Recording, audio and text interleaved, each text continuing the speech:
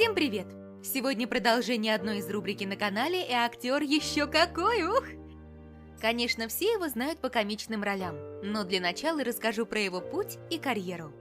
Джим Керри – канадско-американский актер, телеведущий, комик, сценарист, продюсер и художник. Наиболее известен по участию в различных фильмах, о которых расскажем чуть позже. Обладатель 2 и номинант на 6 «Золотых глобусов», номинант на премию BAFTA, а также обладатель ряда других премий. Является одним из самых высокооплачиваемых комиков США и всего мира. Еще в детстве любимым увлечением Керри было кривляние. Уже тогда он веселил одноклассников, родственников, пародировал Брежнева и Джека Николсона. В 11 лет Керри послал 80 пародий на шоу Кэрол Барнетт, но ответа не получил. В 15 лет отец привел его в комедийный клуб «Як-Як» в городе Торонто. Его первое выступление оказалось провальным. Мой отец привел меня в местечко под названием Як-Як в Торонто, как только мне исполнилось 15, и я делал номер, который мы написали вместе. Я вышел на сцену, и я помню владельца клуба, стоящего за сценой с микрофоном и бубнящего «Ужасно скучно, ужасно скучно, ужасно скучно» или что-то вроде этого.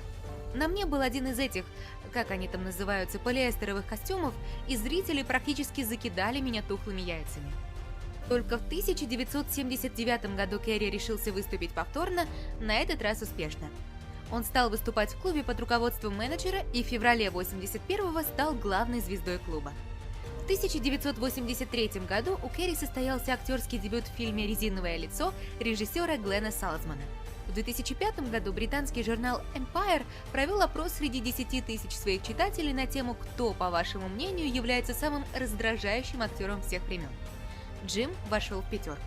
Также в 2009 году журнал Forbes составил список из 1411 актеров, упорядоченных по ликвидности. Керри попал на 16 место. В том же году среди кинематографов провели опрос на тему «Кто самый ценный комедиант?». По результатам опроса актер занял 4 место. Джим в общей сложности имеет 22 номинации и 10 наград MTV Movie Awards, являясь рекордсменом по количеству номинаций и наград. А теперь можно перейти к фильмографии актера. В основном Керри играл комичных персонажей, но это не помешало ему стать популярным и завоевать любовь зрителей. Настоятельно рекомендую подписаться на канал, поставить лайк и оставить свой комментарий под роликом, про кого еще сделать выпуск. Приятного просмотра! «Резиновое лицо». Фильм повествует о двух молодых людях – весельчаке Тони, временно работающем посудомойкой в ночном клубе, и студентке Дженни. Первый мечтает стать звездой стендап-шоу и дебютировать на сцене клуба, где он моет посуду. Вторая – начинающий драматург с комплексом боязни сцены. Раз встретившись, они помогают друг другу побороть собственные страхи. Однажды укушенный. Графине исполнилось 400 лет, но она все еще прекрасна. Секрет ее вечной молодости – кровь юношей-девственников. В одном из голливудских ночных клубов графине удается отыскать последнего девственника Америки – Марка, который никак не может уговорить свою подружку Робин помочь ему стать мужчиной. Марк в восторге. Шикарная женщина не только приглашает его к себе за столик, но и предлагает провести ночь у нее дома. На следующее утро Марк не может вспомнить подробности бурной ночи, но вскоре начинает прятаться от солнечного света, одеваться в черное и предпочитать мясо с кровью. До наступления дня Хэллоуина графиня должна еще 2 раза вкусить невинной крови Марка и окончательно превратить его в вампира. Эйс Вентура – розыск домашних животных. Он – лучший в своем деле, единственный и неповторимый. Он – Эйс Вентура, детектив по розыску домашних любимцев. Когда таинственные злоумышленники похищают дельфина по кличке Снежинка, талисман местной футбольной команды «Дельфины», Эйс тут же приступает к работе, проявляя чудеса изобретательности. История принимает странный оборот, когда похищают еще и ведущего игрока дельфинов. Теперь Эйсу приходится разыскивать сразу 2 млекопитающих. Тупой и еще тупее. 2 полных придурка Ллойд Крисмас и Харри Дан пытаются нагнать красивую девушку Мэри Свонсон, чтобы вручить ей оставленный ею в аэропорту чемоданчик. Им невдомек, что Мэри оставила его специально, в качестве выкупа по договоренности с похитителями ее мужа. На переделанной в собаку машине 2 недотеп пересекают Америку от Род-Айленда до Колорадо, где и находят обворожительную Мэри, в которую Ллойд уже успел втюриться без памяти. Маска. Скромный и застенчивый служащий банка чувствует себя неуверенно с красивыми девушками и вообще рядом с людьми. Волей судьбы к нему попадает волшебная маска, и Стэнли Ипкис приобретает способность превращаться в неуязвимое мультяшное существо с озорным характером. Эйс Вентура «Когда зовет природа». Место действия – Африка. Знаменитый детектив Эйс Вентура – единственный в мире специалист по розыску пропавших домашних любимцев.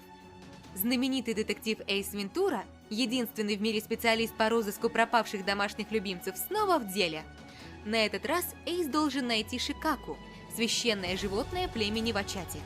Без Шикаки не может состояться свадьба дочери вождя племени Вачати и сына вождя воинственного племени Вачуту. Если он провалит задание, начнется межплеменная война. Бэтмен навсегда. Бэтмен продолжает войну со злом. На этот раз ему предстоит биться с двумя объединенными злодеями – бывшим окружным прокурором, пострадавшим от кислоты Двуликим, и сумасшедшим гением-загадочником. А помогать ему станет юный акробат по имени Робин. Кабельщик. Кабельщик Чип Дуглас – парень со странностями. Познакомившись со Стивеном Ковачем, он хочет стать его лучшим другом. Узнав Чипа поближе, Стивен понимает, что эта дружба чревата последствиями и решает избавиться от нового знакомого. Но это будет совсем непросто. Лжец-лжец. Флетчер Рид – блестящий адвокат и неисправимый лжец. Он по привычке врет жене Одри, сыну Максу и учит клиентов подстраивать правду под свои нужды, перекраивать истину ради своей выгоды. Жена бросает героя из-за его вредной привычки лгать, а сын Макс в свой день рождения, задувая свечи на торте, загадывает только одно желание. «Хочу, чтобы мой любимый папочка перестал постоянно врать». Желание сбывается, и неожиданно для Флетчера язык, который всегда был его рабочим инструментом, превращается в его главного врага. Шоу Трумана. Представьте себе, что вы вдруг начинаете понимать, что все вокруг вас – декорации, а люди – актеры, притворяющиеся теми, кем они вам кажутся. Весь ваш мир оказывается большим телесериалом, где вы исполняете главную роль, даже не подозревая об этом. Вся ваша жизнь – результат работы автора телешоу, которое вот уже 30 лет смотрит вся планета, начиная с момента вашего рождения. В такой ситуации оказался Труман, главный герой картины. Будет ли он продолжать жить в безопасном мире, где, как он теперь знает, у него практически нет свободы выбора, или все-таки выйдет из игры и станет сам хозяином своей судьбы, в которой его ждет незапланированная сценарием девушка? Человек на Луне. Энди Кауфман не был обычным комиком. Он был выдающимся, провоцирующим, дерзким, оригинальным.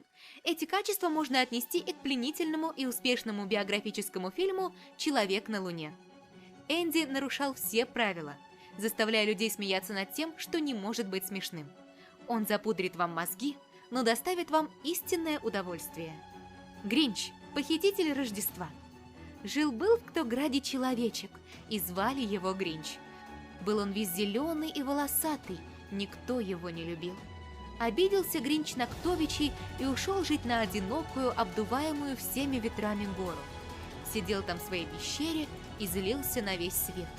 Больше всего Гринч ненавидел Рождество. В то время как все население Ктограда веселилось от души, барометр и без того всегда плохого настроения Гринча показывал нечто ужасное. Каждое Рождество становилось для зеленого отшельника страшной пыткой. И вот однажды злобный житель горы решил покончить с этим праздником раз и навсегда. Я, снова я и Ирен. Чарли – добрый и отзывчивый патрульный полицейский. Но вот беда, он страдает раздвоением личности. Когда кто-то пытается надавить на него, появляется Хэнк, второе «я» Чарли. Это грубый, жестокий, агрессивный и невоспитанный тип, любитель выпивки и сквернословия.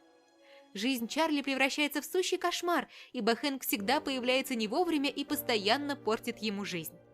И только в одном их мнения совпадают – они оба влюбляются в Ирен. Но кого же из них выберет капризная красавица? Мажестик. История о человеке, ищущем самого себя. Питер, голливудский сценарист, случайно попадает в маленький городок Лоусон в Калифорнии. После автомобильной аварии он полностью теряет память. Его принимают за пропавшего без вести героя Второй мировой. Питер, который сам поверил в это, берется за восстановление заброшенного городского кинотеатра. Невеста героя, которая ждала его несколько лет, также не замечает, что рядом с ней двойник. Прекрасная жизнь основана на прекрасном обмане. Но правда рано или поздно откроется. Брюс всемогущий. Пессимист Брюс Нолан – популярный ведущий теленовостей. Его ничего не интересует, ни девушка Грейс, ни собственные репортажи. Но однажды Брюса увольняют. Разочарованный герой бросает вызов Богу и неожиданно получает ответ Всевышнего. Бог предлагает Брюсу поменяться с ним местами на неделю и посмотреть, сможет ли Брюс сделать мир хоть чуточку лучше. Лемони Сникет. 33 несчастья. В один скверный пасмурный день на юных Бодлеров, Вайолет, Клауса и их маленькую сестричку Солнышко, обрушились несчастья. Страшный пожар лишил их дома и любящих родителей. В жизни сирот появляется опекун граф Олаф, который, как оказалось, совсем не граф, а злой гений, актер и мастер переодеваний, стремящийся завладеть наследством несчастных детишек. Вечное сияние чистого разума. Застенчивый и меланхоличный Джоэл живет ничем не примечательной серой и унылой жизнью. Но однажды вместо привычного рабочего маршрута молодой человек вдруг садится на электричку в другом направлении и устремляется к морю. На песчаном берегу Джоэл замечает девушку с ярко-синими волосами. На обратном пути они знакомятся в вагоне электрички, и парень понимает, что у них с Клементиной очень много общего, как будто он уже знает эту девушку. Совсем скоро Джоэл поймет, что действительно был знаком с ней. Более того, они были парой. Аферисты. Дик и Джейн. Дик Харпер и его молодая жена Джейн привыкли жить красиво. Но в тот момент, когда они затеяли строительство бассейна, Дика неожиданно уволили, оставив его с непогашенной задолженностью за дом в $70 000. Понимая, что долго скрывать от соседей бедственность своего положения им не удастся, парочка начинает промышлять мелким грабежом, постоянно входя во вкус. Роковое число 23. Сотрудник службы по отлову бездомных животных Уолтер Спэрроу берется за чтение загадочного романа номер 23, который подарила ему на день рождения его жена Агата. В итоге тихая и спокойная жизнь Уолтера превращается в невыносимые муки, которые могут привести и его, и близких людей к самому печальному концу. А виной всему число 23. Дело в том, что роман, в котором рассказывается о жутком убийстве, представляет собой зеркальное отражение жизни самого Уолтера. Всегда говори «да». Депрессивный главный герой всегда и всем говорил «нет», например, друзьям, если они зовут куда-то. Но в один прекрасный день он заключает соглашение, по которому всегда должен отвечать «да» на любое предложение. Пингвины мистера Поппера. Какую только свинью порой не подложит судьба. Правда, на этот раз она решила обойтись более экзотическими животными. Преуспевающий бизнесмен получает в наследство 6 пингвинов и буквально влюбляется в них. Работа оказывается заброшенной, шикарные апартаменты превращаются в заснеженную обитель, дело даже почти доходит до тюрьмы. Но стоит ли сожалеть о мишуре, пусть даже и золотой, если взамен тебе открывается такой необычный и вместе с тем такой настоящий мир? «Тупой и еще тупее 2». Продолжение той самой комедии, где Гарри Дан и Ллойд Крисмас отправляются в путешествие, чтобы разыскать ребенка Гарри, о существовании которого он не подозревал. Темное преступление. Необычная роль для Джима Керри, еще и главное. Фильм повествует о том, что в реке найдено тело рекламного менеджера. Главным подозреваемым становится автор недавно выпущенного романа, где описывалось подобное преступление. Картина очень низко оценена зрителями, но все же Керри показал себя. Соник в кино. Отвязный ярко-синий ежик Соник из параллельного мира вместе с новообретенным лучшим другом человеком по имени Том знакомится со сложностями жизни на Земле и противостоит злодейскому доктору-роботнику, который хочет пленить ежика и использовать его безграничные суперсилы для завоевания мирового господства. Также есть и вторая часть Соника. В 1997 году Керри вошел в список самых красивых людей мира по версии журнала People. Одним из любимейших занятий актера является езда на мотоцикле. У Джима есть своя звезда на канадской аллее славы в Торонто. В принципе, можно сказать, что Джим Керри очень талантливый и харизматичный актер. Его мимика и игра в кино просто потрясающая.